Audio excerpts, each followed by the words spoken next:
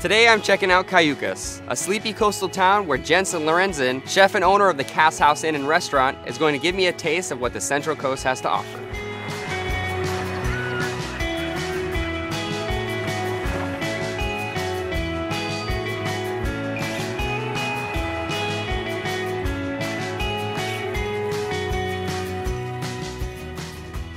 It's good to see you, Chef. Good to see you.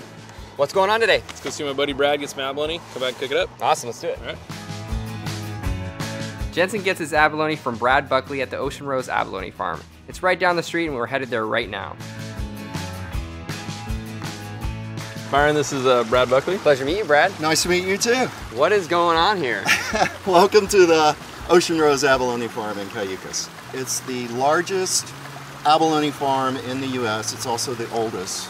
We've been in operation since 1968, and we grow the California red abalone, which is native to the area. And the California red is also the fastest growing out of all the different species. When they hatch from the eggs, they swim like plankton for a week.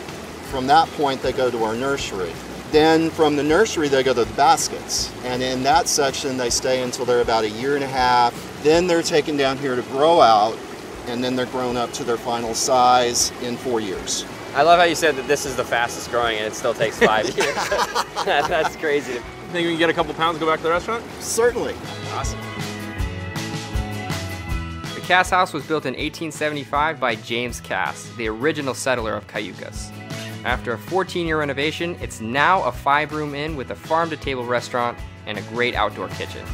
So we picked up some abalone from Brad. What do you want to do with it today? So I'm going to show you the abalone fish and chips. So these are the 4-year-old abalones. What they do is they shuck them out of the shells, clean them, and then tenderize them. Gotcha. So this is basically a tenderized steak. This is local halibut, and I have it in a brine. I make a mousse, so it's basically whipped fish, pureed fish. I chop up the abalone, mix it in, add a little bit of cream, and you end up with like a smooth texture, uniform texture. I'm using a piping bag so I can get it into this shape. It's just easiest to roll. We wrap it like this, fold the plastic over, and then we tie both ends and poach it off. I like to do dishes that give you a sense of where you are. I decided to incorporate abalone because people come to Cayucas to try the abalone. What you get from there is little sections of abalone and fish mousse. So the next step is frying these bad boys, right? Exactly. A little bit of squid ink. And then we start whisking the water into the ink. You can add some of the dry ingredients.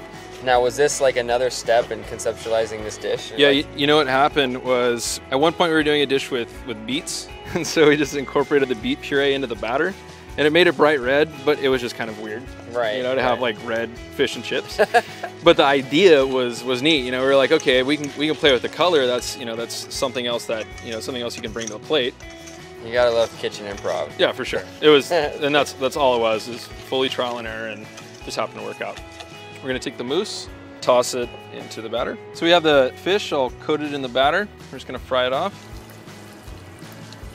So yeah, that's basically it. That's your fish portion of our fish and chips. That looks incredible. Yeah. I gotta taste one. Let's do it. Great contrasting colors. Really airy batter. A little bit Soft, of texture light. from the abalone. Right. When we first bring it out and explain to people what it is, they're kind of shocked. They're like, that doesn't look like any fish and chips I've ever seen. And so we have to explain it to them. Thank you so much for having me, Chef. Really cool take on fish and chips. Me and my wife are huge foodies, so we'll definitely be coming back to the Cass House Inn. All right, we look forward to it. Thank you. Yeah. You'll see mussels growing here in Cayucas and all along the Pacific coastline. And this is one of my favorite ways of making them. So the first thing I'm gonna do is mince up my shallots. Just make a few slices into the flesh of the shallot, and I'm gonna cross-section it.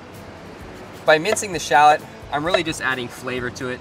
As I'm cutting, you can see how fine this cut really is. Put it right into the ramekin. Now I'm gonna mince up my garlic. Just gonna smash it down. Just get rid of all that tough skin. Garlic and mussels is just a given. Now I'm gonna start chopping my parsley and zesting my lemon. It's such a neutral flavor. I just really enjoy working with parsley. It doesn't get the credit it deserves. All right, parsley's done. Now I'm gonna zest the lemon. Get my trusty dusty microplane. I love this thing. This is gonna go directly in the broth, just to finish, give that beautiful zesty flavor. That should be enough lemon zest. Now I'm gonna turn my grill on. That is feeling really, really hot, exactly where I want it. I'm gonna add my shallots and my garlic with the olive oil. Just gonna give this a quick stir. And that's smelling really good. All right, those are sweating beautifully. Now I'm gonna add my cedra. About a cup is good. So obviously the alcohol will burn off, and it's gonna leave us with a nice crisp flavor. Now that we have the broth going, I'm gonna add some butter, and it's gonna give it some body. So while I'm waiting for this to reduce, I'm gonna slice up a baguette because there really is nothing that goes better with mussels and broth than a nice piece of bread. Nice big chunks so you can sop up all that beautiful broth that you have. That should be good right there.